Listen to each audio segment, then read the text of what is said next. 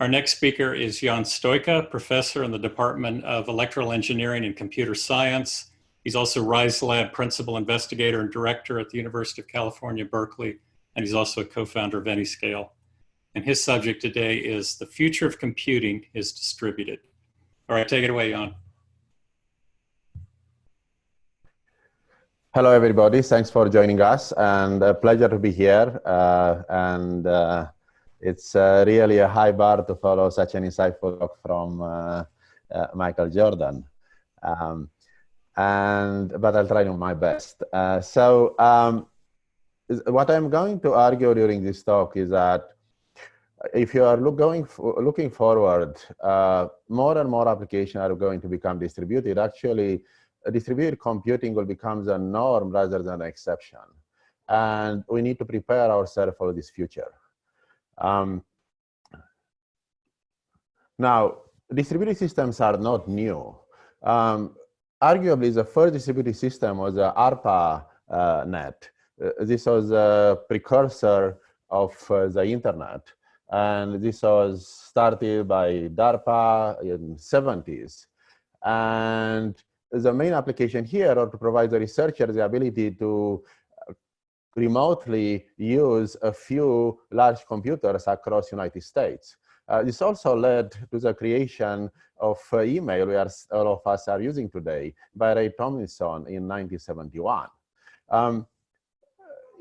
Almost one decade later, it was a new wave of distributed computing, and that was in the form of high-performance computing.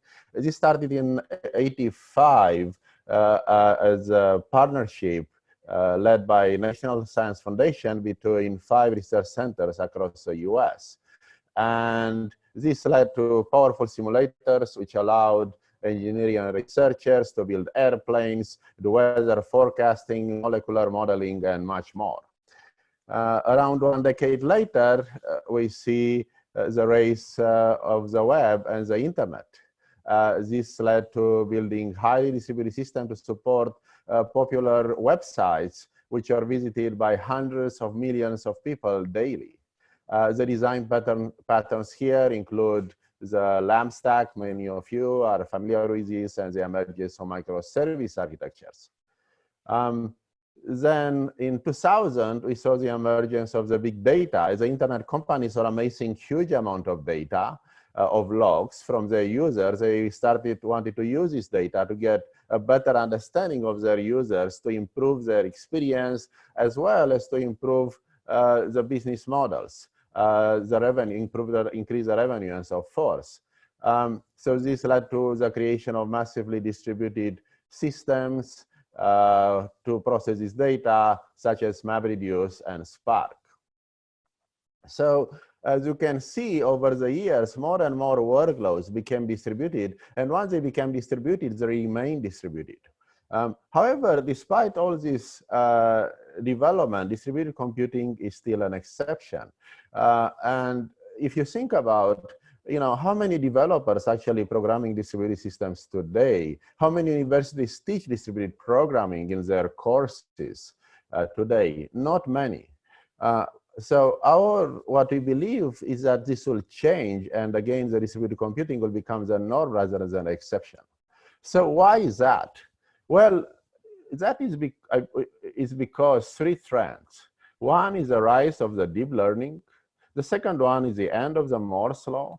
And the third trend is the application are becoming AI-centric, like we just heard from Michael Jordan before, in the decision-making application,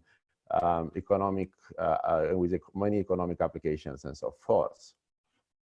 So let me go to the first trend. And this is a famous plot from OpenAI, which basically shows on the y-axis how much compute you need to train as a state-of-the-art deep learning model. And this is over time. The y-axis is a log scale. And as you can see, the increase is phenomenal. It's actually, every 18 months, increasing 35 times. the amount of computation you need to train the state-of-the-art models. And the interesting thing here is this is not only for esoteric applications like, you know, AlphaGo to be the Go World Champion, or to play some difficult games like Dota, but also for you know, what are now pretty standard applications in machine learning, and you know, like for instance, translation, language translation. So here, if you have two data points on this plot, between sequence to sequence in 2014 and neural machine translation in 2017. And here is another example, image processing. The 2 points here are ResNet 50 in 2015 and ResNet 101, also known as Instagram model, in 2018. And you can see that in this case, it's actually the growth in the computation demands, it's even higher. It's not only for processing, but for memory as well. This is a plot from NVIDIA, which shows a number of parameters over time, again, for some popular deep learning models, starting with ResNet 50 and ending with GPT-2, which has you know, 8.3 billion parameters. So ResNet was having only 26 millions. So over 4 years, the number of parameters has increased 320 times, which if you do the math, this means 10 times every 18 months. And recently, you may have heard from Microsoft Turing project. Now the models, they have a model with 17 billion parameters, and the researchers are already talking about models with 100 billion parameters. Okay.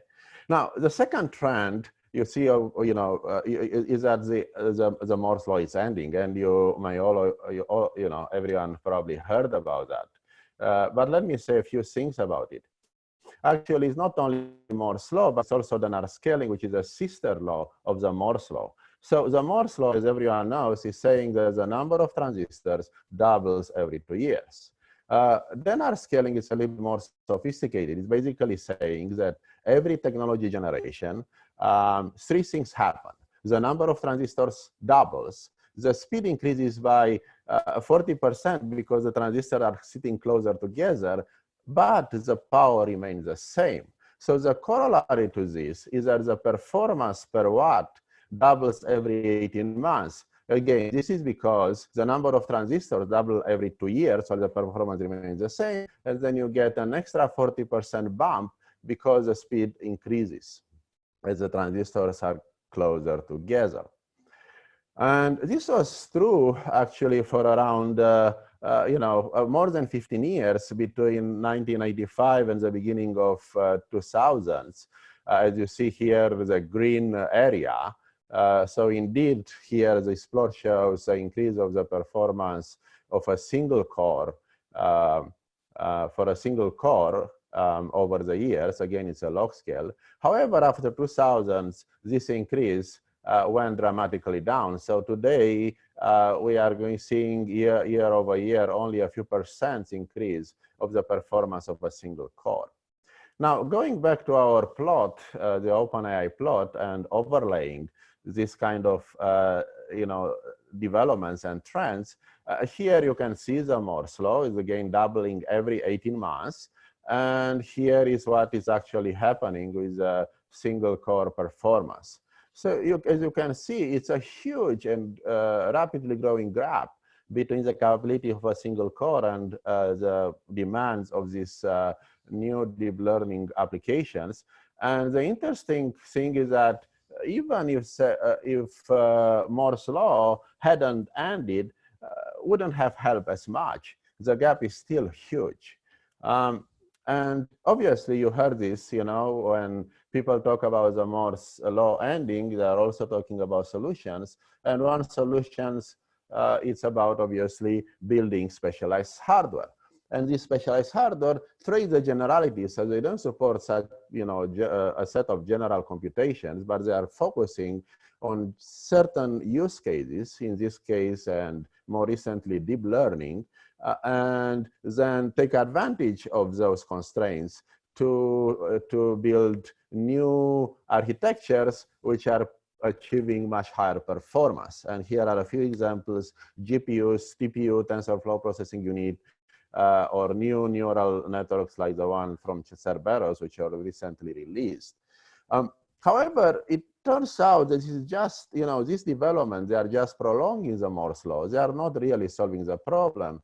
And to illustrate that, again, we overlay here the improvement in performance for GPUs. So this is for NVIDIA GPUs over time with black, and this here is TPU. So as you can see, they start from a higher y-intercept because they have a new architecture. This is the advantage of getting of designing a new architecture for a particular application. However, once you start with that architecture, then the growth in performance is still determined by the Moore's law, or and so you cannot do much better than that.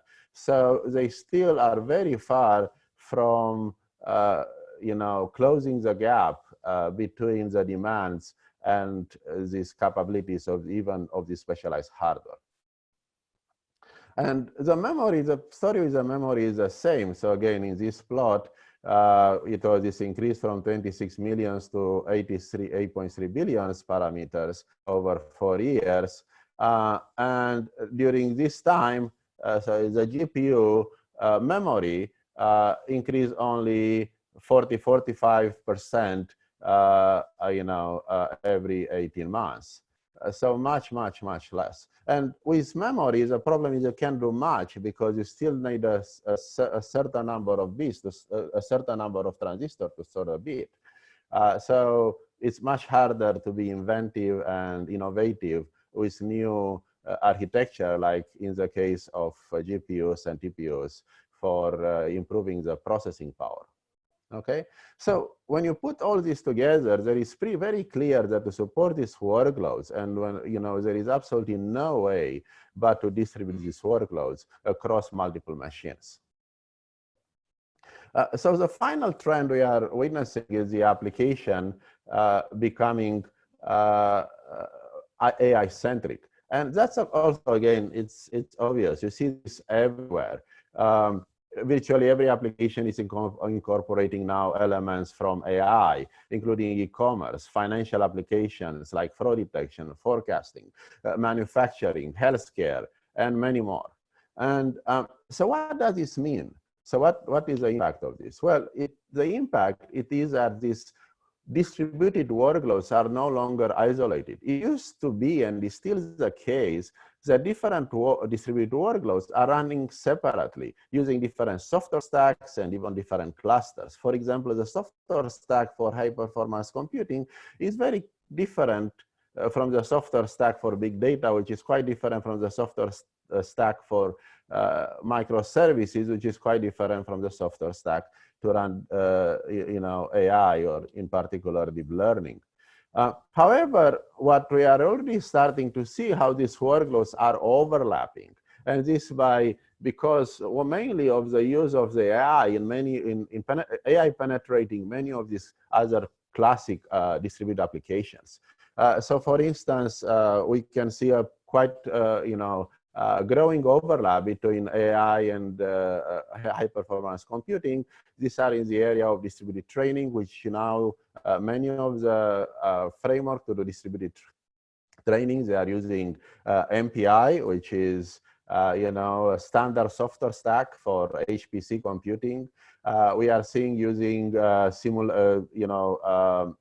like reinforcement learning applications, leveraging industrial simulators, with many of them running on high-performance computers, and so forth.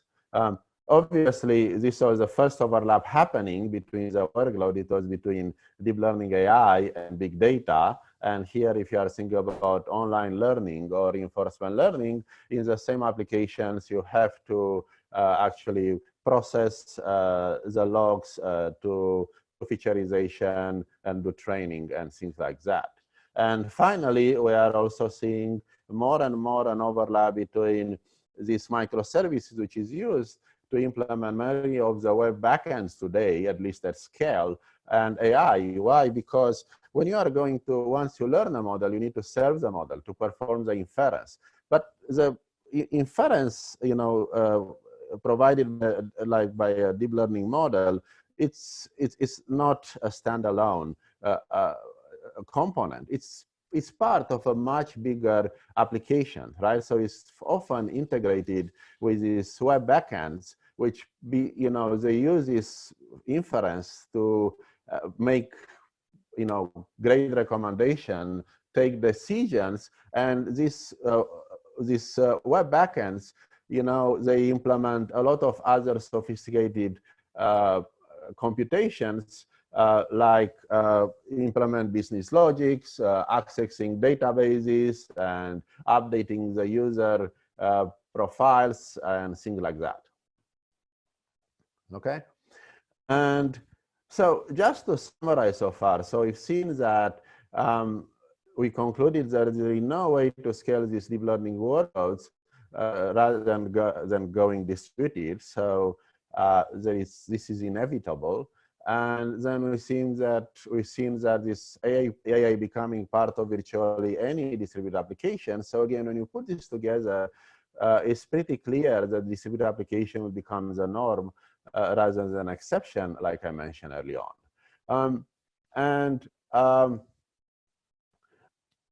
So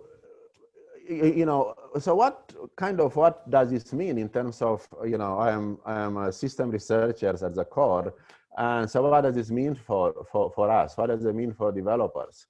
Well, it means that in the past, we used to have, like I mentioned, pretty, very different stacks, software stacks for each of these workloads, right? Like MPI for high performance computing. And for big data, we have Hadoop, Spark, Flink, Kafka. For microservices, you have Spring Source, Go, Django. For deep learning, you have TensorFlow, PyTorch, Horovod, and so forth. But again, as these kind of workloads are overlapping, there is an obvious need for a general purpose distributed framework, because you need a framework to support these multiple workloads, because applications are going to need to stitch together, to merge these workloads in order to deliver their functionality. Okay, and so the question, how is that framework will look like? And in our research at Berkeley, and now we are doing at Anyscale, this is exactly the goal we set for ourselves when we started building Ray, which is a general framework for Python Java. And I'm not going to say much about this Ray today, but I really hope that you are going to take a look and when you are trying to solve some of your distributed problems, if you have not done already. So in conclusion, we are at the beginning of a new exciting era in computing, where distributed applications are becoming the norm rather than the exceptions, and this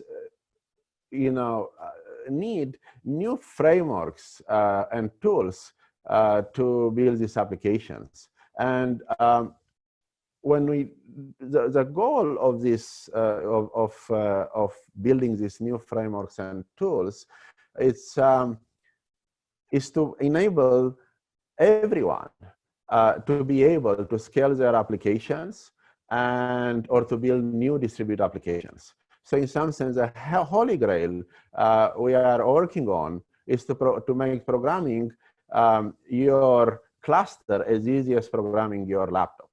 And again, this opens new exciting areas of research and new huge opportunities in the market. Thank you. All right, thank you very much, Jan. A couple of questions while we wait for Mike to rejoin us for our the last part of our time today, which is the QA and panel discussion. A lot of people ask questions along the lines of some of these neural networks are enormous in size, require enormous compute. So what can we do to kind of eliminate this problem, maybe shrink it down, make it smaller? Any thoughts about how we can solve this? I think there is a lot of research and effort to reduce neural network sizes. And by quantization, so for instance, you are not going to use floating point operations. You are going to use new kind of numerical formats, which requires a fewer number of bits, which are faster to implement. There are a lot of research for squashing the networks, reducing the number of layers, reducing the number of parameters. And this will happen. But at the same time, you see this kind of huge trend also towards larger and larger networks, because at least based on the current knowledge and our knowledge right now, they tend to perform better. That's why, it's like you see there is no slowdown. I mean, it's quite amazing. And yeah, this, one way to think about that, without these efforts, the size of the networks would increase even faster.